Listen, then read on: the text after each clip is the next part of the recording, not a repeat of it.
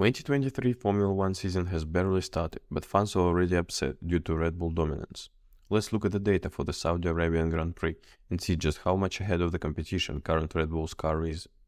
We'll start by comparing the data for Perez, Alonso and Russell. They had a similar first stint. After lap 4 to pit stop, their position stayed the same.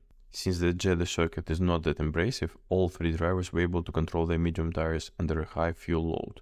Lap 5 to 9, Alonso was trying to catch up with Perez, setting comparable lap times. However, on lap 9 he started managing his tires, and therefore his lap times increased. Although falling behind, it was an impressive attempt from Alonso.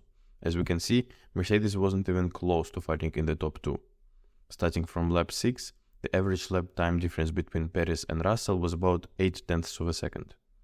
Interestingly, even after starting to look after the tires, Alonso still managed to outperform Mercedes. Now let's have a look at Leclerc versus Verstappen. It's interesting to see that although having a better car, Verstappen's Red Bull was setting similar times. To be fair though, both drivers were overtaking their weak opponents in traffic, plus Leclerc started on softs. Therefore, it seems that the difference between Red Bull's and Ferrari's race pace, at least with a high fuel load, is the time difference between softs and mediums.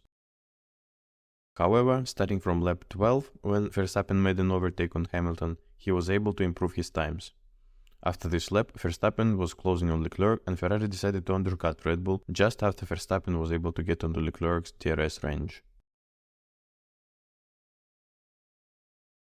Looking at the second stint, let's investigate the data for laps 27 to 37 in particular.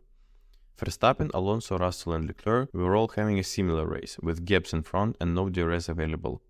What is more, all of them were on the same compound, which makes it a perfect ground to compare their cars' performance. Comparing the average of lap times during this period, we can see that Aston Martin is producing 98.87% of Red Bull's performance, Mercedes is 98.7% and Ferrari 98.21%.